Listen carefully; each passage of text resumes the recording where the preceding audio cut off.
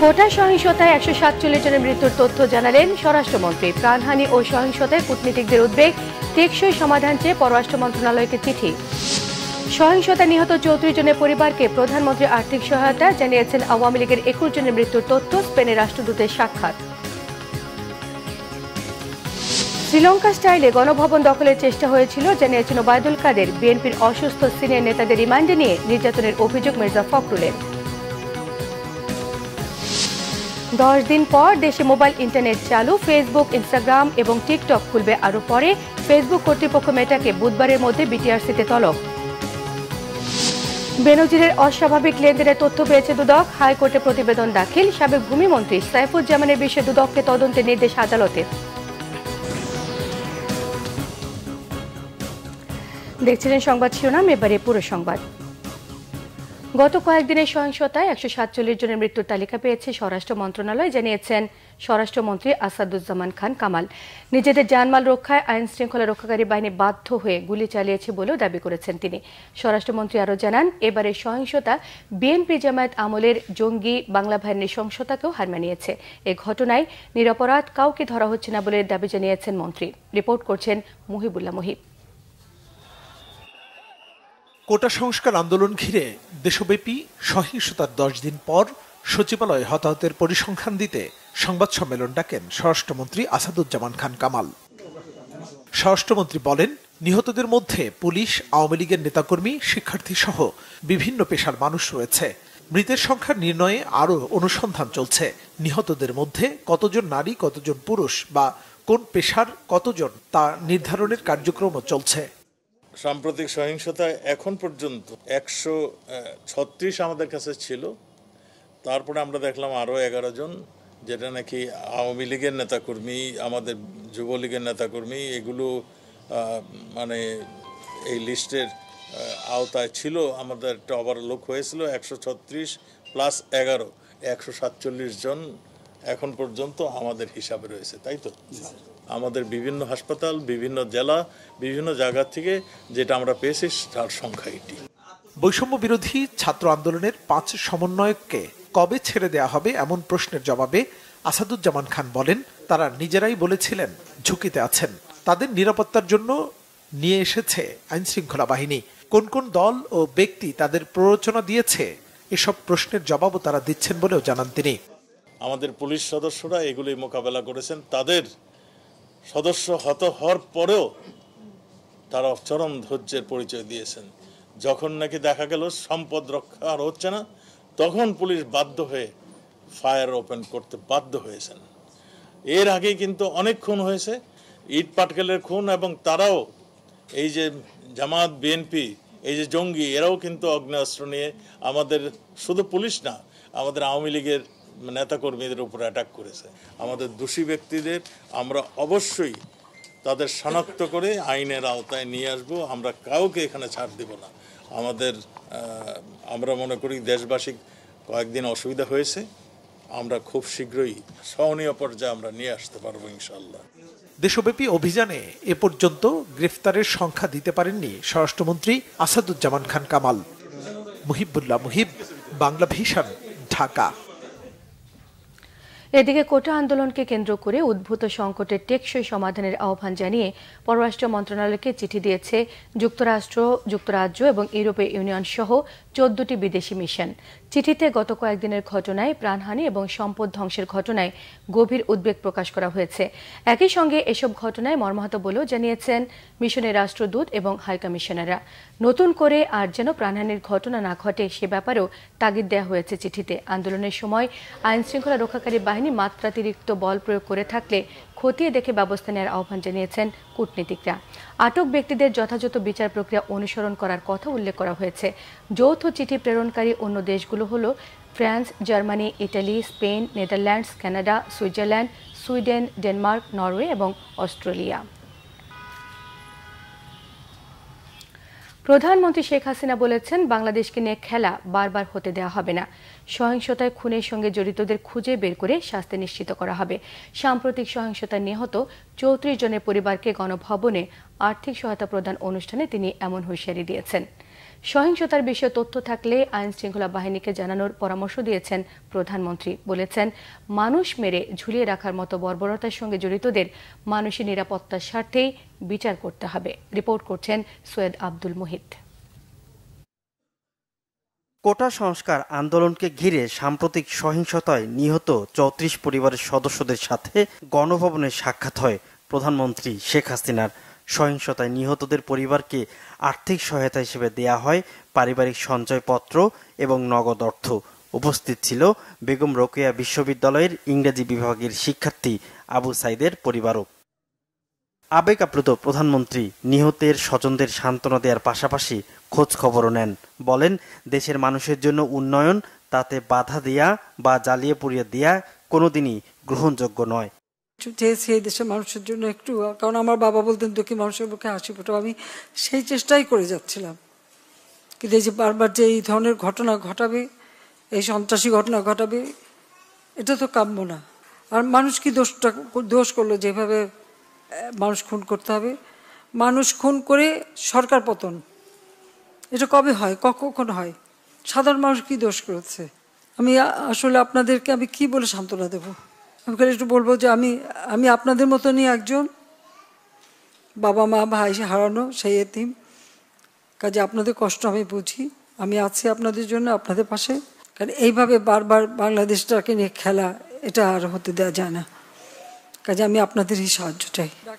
সবাইকে ধৈর্য ধরার আহ্বান জানান সরকার প্রধান।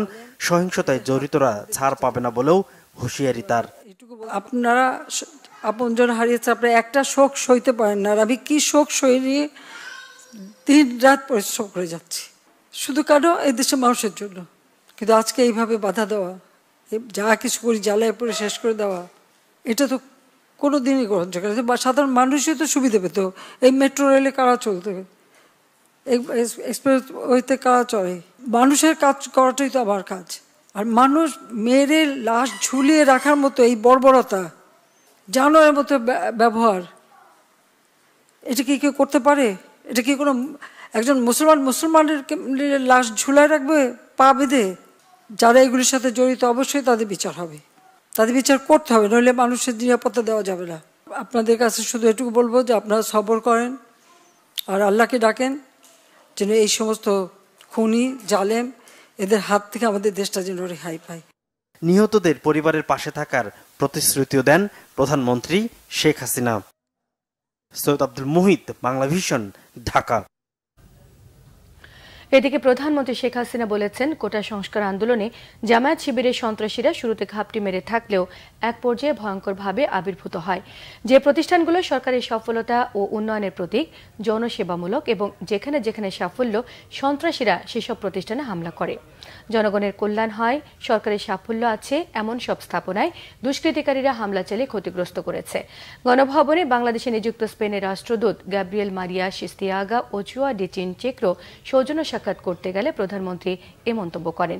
সন্ত্রাসীদের হামলার শিকার কোভিড হাসপাতাল, মেট্রো রেল, এক্সপ্রেসওয়ে, সেতু ভবন এবং ডেটা সেন্টারের কথা উল্লেখ করেন প্রধানমন্ত্রী। জানান, সাম্প্রতিক সহিংসতায় এখন পর্যন্ত তার দলের 21 জন নেতাকর্মী নিহত হয়েছে। নিহতদের পরিবারের সদস্য এবং আহতদের জীবন জীবিকা এবং বিনামূল্যে সুচিকিৎসায় সরকারের নেওয়া পদক্ষেপের কথা উল্লেখ করেছেন প্রধানমন্ত্রী। কোটা সংস্কার আন্দোলনকে কেন্দ্র করে সাম্প্রতিক সহিংসতায় আহত পুলিশ সদস্যদের দেখতে বিকেলে রাজারবাগ কেন্দ্রীয় পুলিশ হাসপাতালে যান প্রধানমন্ত্রী শেখ হাসিনা। সেখানে আহত পুলিশ সদস্যদের খোঁজ খবর নেন এবং উন্নত চিকিৎসার পাশাপাশি তাদের দ্রুত সুস্থতার জন্য সব ধরনের সহযোগিতার আশ্বাস দেন সরকার প্রধান। দায়িত্ব পালনের সময় আইন শৃঙ্খলা বাহিনীর সদস্যদের উপর হামলা এবং নির্যাতনের কথা শুনে আবেগ আপ্লুত হয়ে পড়েন প্রধানমন্ত্রী। পরে প্রধানমন্ত্রী শেখ হাসিনা রাজধানীর শাহবাগে বঙ্গবন্ধু শেখ মুজিব মেডিকেল বিশ্ববিদ্যালয় হাসপাতালে যান। সেখানেও সাম্প্রতিক কোটা আন্দোলনে সহিংসতায় আহত হয়ে চিকিৎসাধীনদের খোঁজ খবর নেন, তাদের সর্বোচ্চ চিকিৎসা নিশ্চিতের নির্দেশ দিয়েছেন তিনি। পাশাপাশি সহযোগিতারও আশ্বাস দেন প্রধানমন্ত্রী শেখ হাসিনা।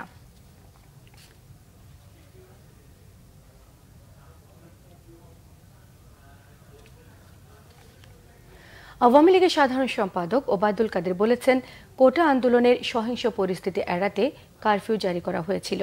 শ্রীলঙ্কা স্টাইলে গণভবন দখলের ষড়যন্ত্র ছিল বলেও তিনি জানিয়েছেন। বলেছেন, এখনও দেশে বিদেশে ষড়যন্ত্র হচ্ছে, নির্লজ্জের মতো সরকারের বিরুদ্ধে মাঠে নেমেছেন নোবেল বিজয়ী ডক্টর মোহাম্মদ ইউনূস। বিস্তারিত সৈকত সাদিকের প্রতিবেদনে। নিম্ন আয়ের মানুষের মাঝে রবিবার দুপুরে রাজধানীর তেজগাঁওয়ে ঢাকা জেলা আওয়ামী লীগ কার্যালয়ে খাদ্য সামগ্রী বিতরণ করেন আওয়ামী লীগ সাধারণ সম্পাদক ওবায়দুল কাদের। এ সময় দেশের চলমান পরিস্থিতি তুলে ধরে তিনি বলেন, কোটা সংস্কার আন্দোলনে ভর করে বিএনপি জামাত দেশের সম্পদ ধ্বংস করেছে। তাদের এই নৃশংসতা ৭১-এর হানাদার বাহিনীকে হার মানিয়েছে।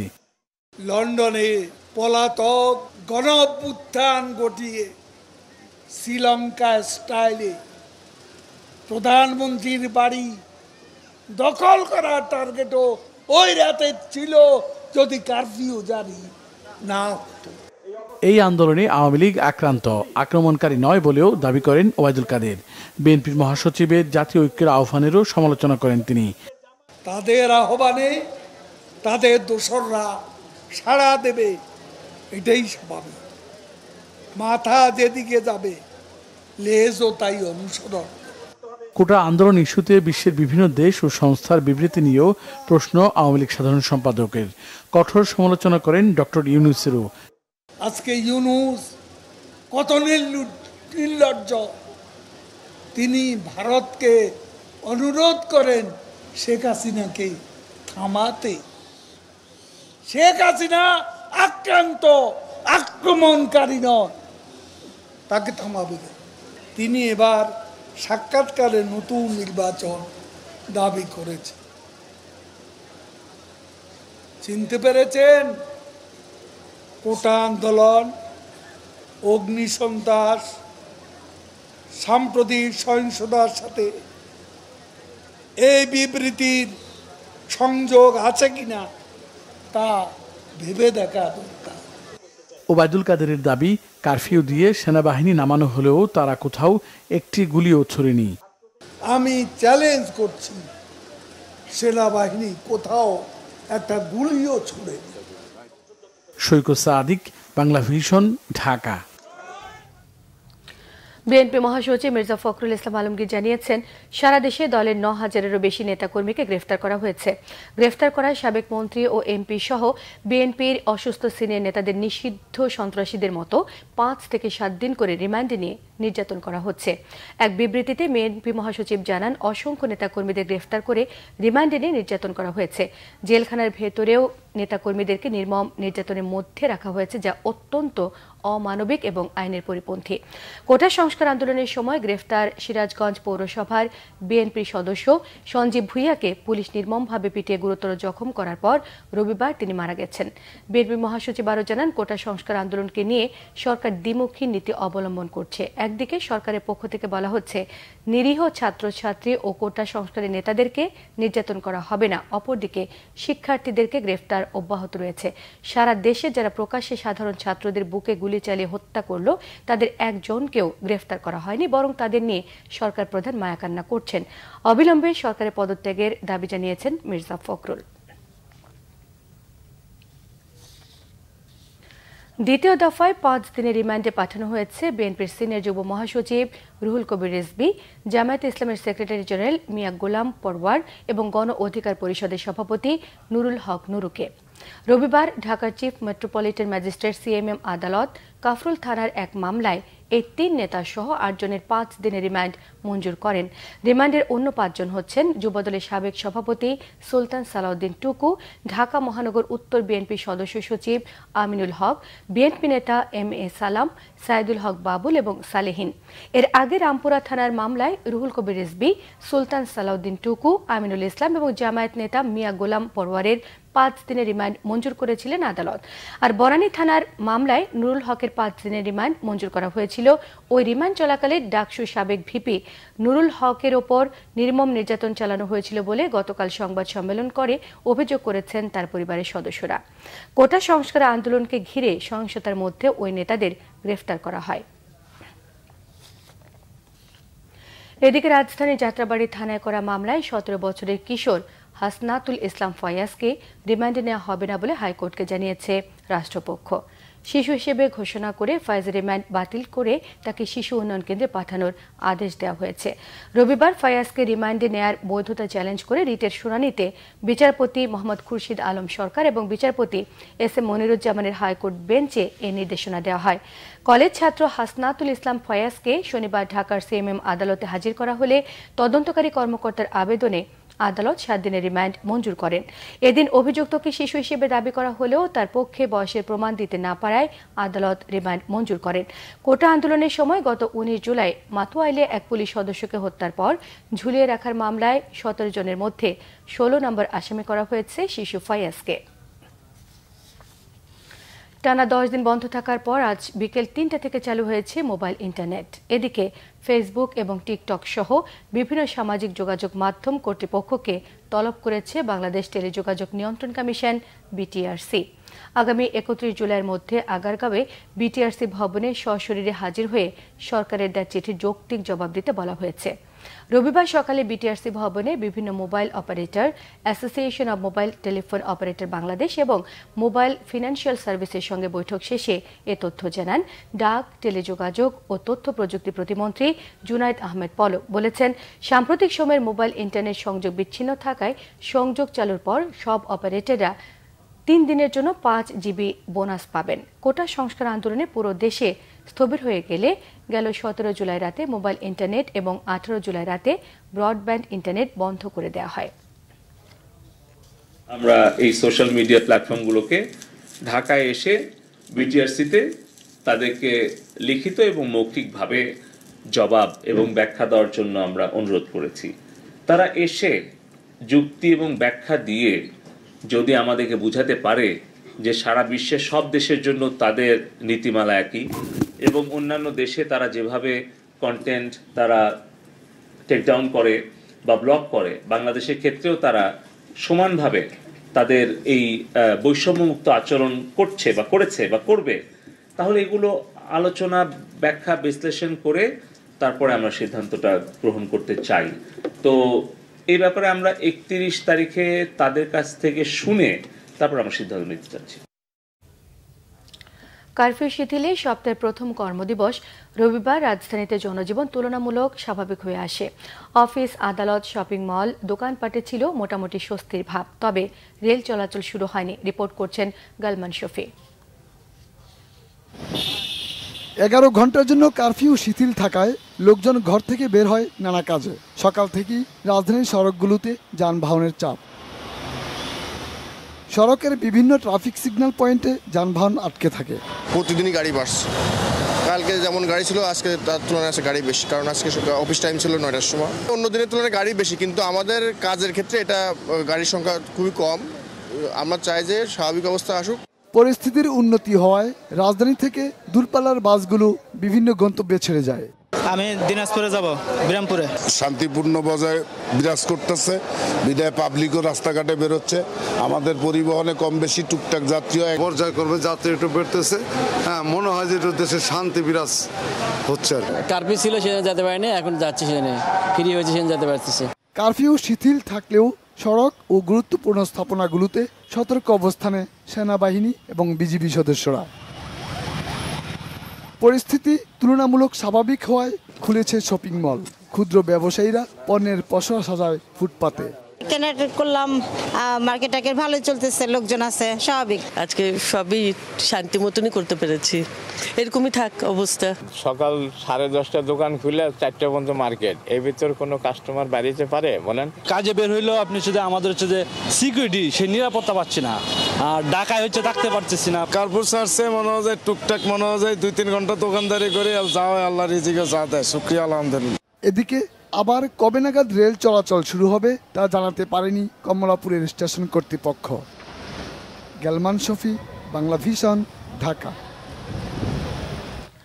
ব্যাংকিং খাতে খেলাপি ঋণ সহ অর্থনীতিতে তথ্য আড়ালের চেষ্টা দেশের অর্থনীতির ঝুঁকি বাড়াচ্ছে বলে মনে করেন অর্থনীতিবিদরা। এরই মধ্যে বাংলাদেশের কান্ট্রি রেটিং কমে গেছে। তথ্যের অস্বচ্ছতা বাংলাদেশের প্রতি বিদেশিদের আস্থা কমাচ্ছে বলে মনে করছেন বিশ্লেষক এবং অর্থনীতিবিদরা। রিপোর্ট করছেন গোলাম মইনুল হাসান। বাংলাদেশ ব্যাংকের হিসাব বলছে মার্চ মাস পর্যন্ত ব্যাংকিং খাতে খেলাপি ঋণের পরিমাণ 1,82,295 কোটি টাকা। যদিও বিশ্লেষকদের মতে এই সংখ্যা 4.5 লাখ কোটি টাকার বেশি।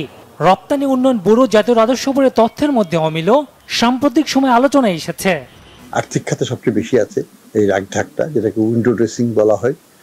এটার মাধ্যমে কিন্তু নন পারফর্মিং অ্যাসেটকে আমরা 1/3 দেখাচ্ছি, আমরা প্রফিটকে বাড়িয়ে দেখাচ্ছি। এগুলো তো হচ্ছে আর্থিক খাত, পুরো আর্থিক খাতেই কিন্তু এই সমস্যাটা বেশিরভাগ প্রতিষ্ঠানের ক্ষেত্রে আছে। সরকারের বিভিন্ন অন্য তথ্যগুলো যখন রাজনীতিবিদরা এটাকে অ্যাপ্রুভ করে, তখনই একটা প্রশ্ন চলে আসে, কেন? এটা তো একটা নিয়মতান্ত্রিক প্রক্রিয়া। আমার সিপিআই বের হবে, সিপিআই বিবিএস রিলিজ করে দিবে, এখানে কোনো মন্ত্রীর সিগনেচারের দরকার হয় না, কিন্তু বাংলাদেশে দরকার হয়, পৃথিবীর অন্য কোনো দেশে লাগে না। সাম্প্রতিক সময় হতে রপ্তানি উন্নয়ন ব্যুরোর সাথে এনবিআর বা বাংলাদেশ ব্যাংকের তথ্যের আমরা পার্থক্য দেখেছি। এটা কিন্তু আমরা 5-7 বছর ধরেই কিন্তু আমরা এটাকে হাইলাইট করেছিলাম যে এই ধরনের একটা পার্থক্য হচ্ছে। এখন আমার যেই এলডিসি গ্র্যাজুয়েশনও হবে, সেই গ্র্যাজুয়েশনের ক্ষেত্রেও যে আমি সক্ষমতা আমি দেখিয়েছি আমার রপ্তানির যেই ধরনের মানদণ্ড দেখিয়ে, সেগুলোও কিন্তু এখন প্রশ্নের সম্মুখীন হচ্ছে। এইটার কারণে আমার যে জিডিপির যেই হিসাব করা হচ্ছে, সেগুলোও কিন্তু প্রশ্নের সম্মুখীন হচ্ছে। যেই ঋণ খেলাপির হিসাবও এখন আমরা বলি যে যেটা আছে, সেইটা আমরা অনেক সময় বলি যে এটাকে কমিয়ে দেখানো হচ্ছে। ব্যাংকগুলো বিভিন্ন ধরনের মেকানিজমের মাধ্যমে এটা কমিয়েছে। খেলাপি ঋণের কারণে অর্থনীতিতে যথাযথ ভূমিকা রাখতে পারছে না ব্যাংকগুলো। এ অবস্থায় বাংলাদেশের কান্ট্রি রেটিং কমে যাওয়া অর্থনীতির জন্য উদ্বেগ বলছেন বিশ্লেষকরা।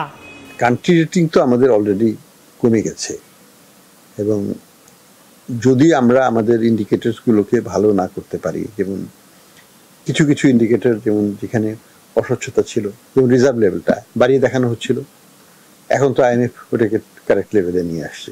যেই দেশের ক্রেডিট রেটিং ভালো আছে, সেই দেশের ট্রানজাকশনের উপরে কিন্তু ব্যক্তি খাতেরও একটা কনফিডেন্স থাকে। সুতরাং তারা ওইখানে যত সহজ শর্ত এটার ভিতরে যাবেন, যত আপনার ক্রেডিট রেটিং কম হবে, তারা রিস্ক প্রিমিয়ামটা অ্যাড করতে থাকেন।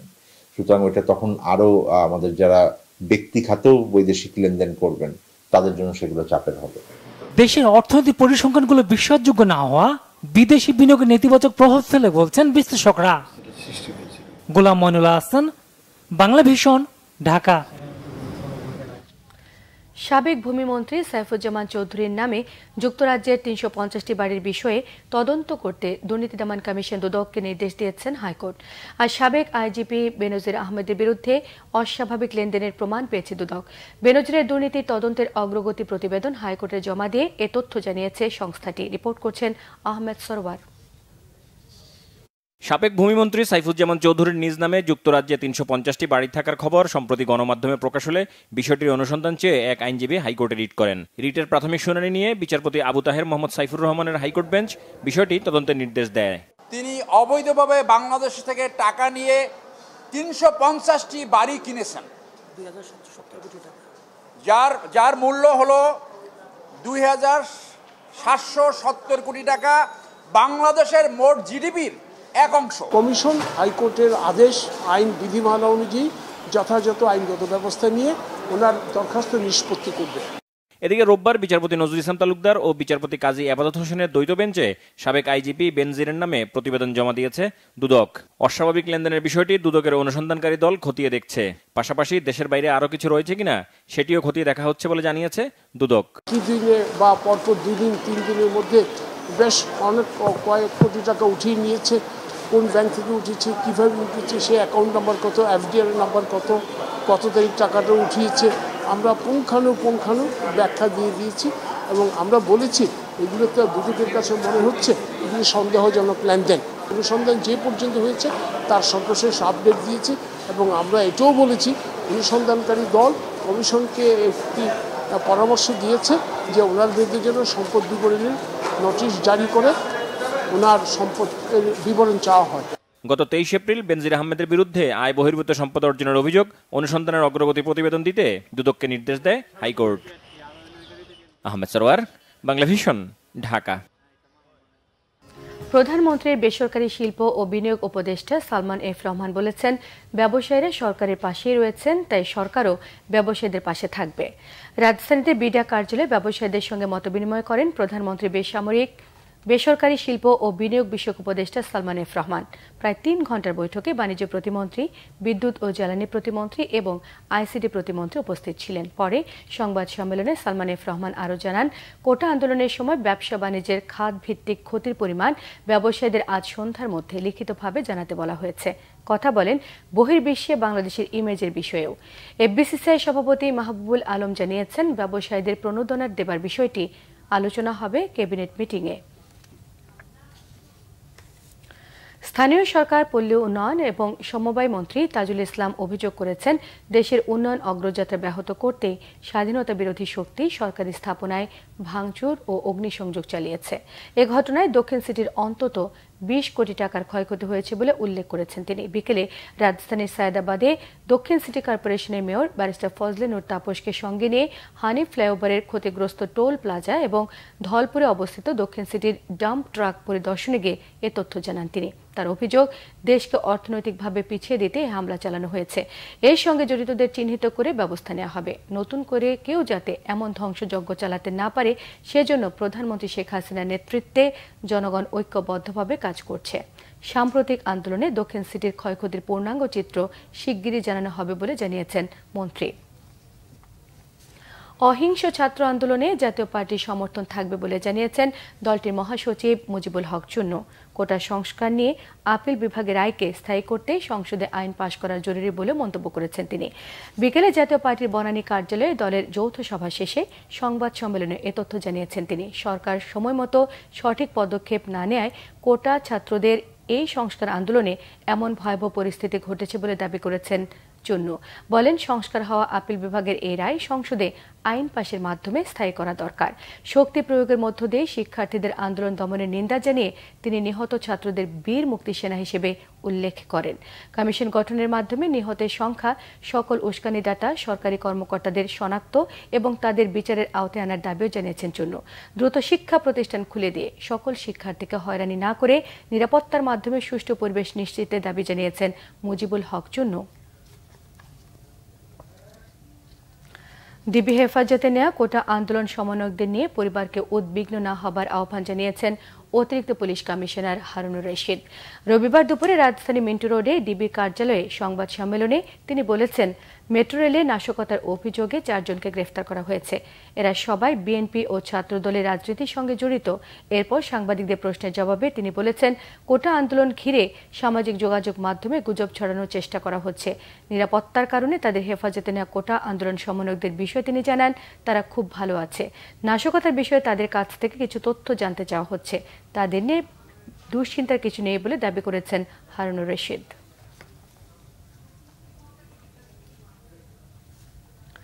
কোটা আন্দোলনে সহিংসতায় ক্ষতিগ্রস্ত নরসিংদী জেলা কারাগার পরিদর্শন করেছেন স্বরাষ্ট্র মন্ত্রণালয়ের 6 সদস্যের তদন্ত কমিটি। রবিবার সকালে তদন্ত কমিটির প্রধান ও সুরক্ষা সেবা বিভাগের যুগ্ম সচিব ফারুক আহমেদের নেতৃত্বে জেলা কারাগারে ধ্বংসযজ্ঞ ঘুরে দেখেছেন কমিটির সদস্যরা।